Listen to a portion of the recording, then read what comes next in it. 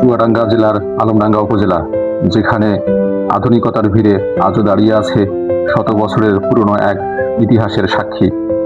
এককালের প্রতাপশালী জমিদার বাড়ি, যা আজ ভেটেরিনারি ট্রেনিং ইনস্টিটিউট বা ভিটিআই নামে পরিচিত।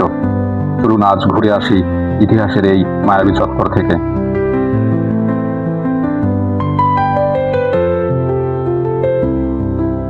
চোখ ধাঁধানো ফুলের বাগান, গাছগাছালি, পাখপাখালিতে ভরা এই প্রতিষ্ঠানটি বিভিন্ন ক্যাটাগরিতে প্রশিক্ষণ প্রদানের মাধ্যমে প্রাণী সম্পদ সেক্টরে বড় রকমের অবদান রেখে চলেছে। 60-এর দশকের দিকে জমিদার শৈলেন্দ্রনাথ সাহা তার জমিদার বাড়ি ও স্থাপনা ত্যাগ করে কলকাতায় চলে যান। পরবর্তীতে সরকার এই পরিত্যক্ত সম্পত্তিটি জনস্বার্থে অধিগ্রহণ করে এবং মৎস্য ও প্রাণী সম্পদ মন্ত্রণালয়ের প্রাণী সম্পদ অধিদপ্তরের আওতাভুক্ত করে। এই প্রতিষ্ঠানের প্রধান প্রশাসনিক ভবনটি মূলত স্থানীয় জমিদার বাবু শৈলেন্দ্রনাথ সাহার বাড়ি ছিল।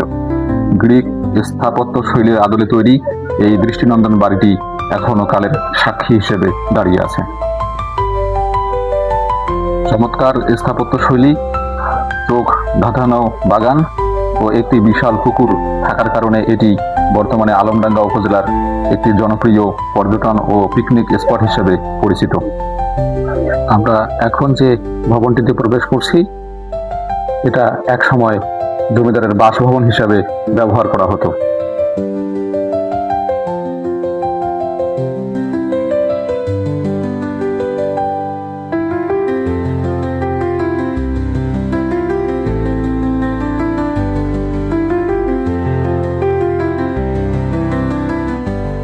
আপনারা ভিডিওতে যে ঘরটি দেখতে পাচ্ছেন, এটি বর্তমানে মসজিদ হিসাবে ব্যবহার করা হচ্ছে।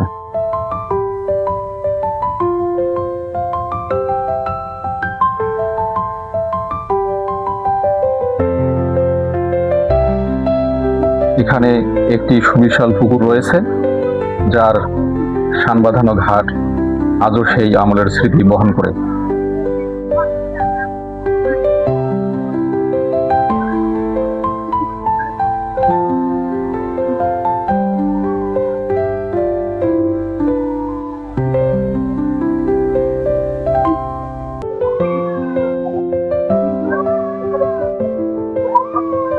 গোসল এবং কাপড় ধোয়ার জন্য এই পুকুরের শান বাঁধানো ঘাটে স্থানীয় মানুষের আনাগোনা এখনো লক্ষণীয়।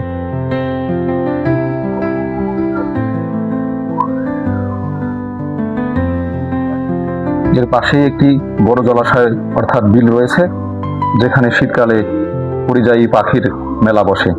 প্রতিদিন অসংখ্য পর্যটক এখানে ঘুরতে আসে। পুরনো জমিদার বাড়িটি সংস্কারের মাধ্যমে এর মূল কাঠামো ধরে রাখার চেষ্টা করছে সরকার। তবে মূল ভবনটি এখন বেশ প্রাচীন হয়ে যাওয়ায় পাশে নতুন আধুনিক একাডেমিক ভবন এবং হোস্টেল নির্মাণ করা হয়েছে। প্রায় 20 থেকে 25 একর জমির উপর এই প্রতিষ্ঠানটি অবস্থিত, যা দেশের প্রাণী সম্পদ উন্নয়নের এক অন্যতম সূতিকাগার। এখানে সারা দেশ থেকে আগত প্রশিক্ষণার্থীদের আধুনিক পশুপালন, চিকিৎসা এবং ডেইরি ও পোল্ট্রি ফার্ম ব্যবস্থাপনার উপর উন্নত প্রশিক্ষণ প্রদান করা হয়।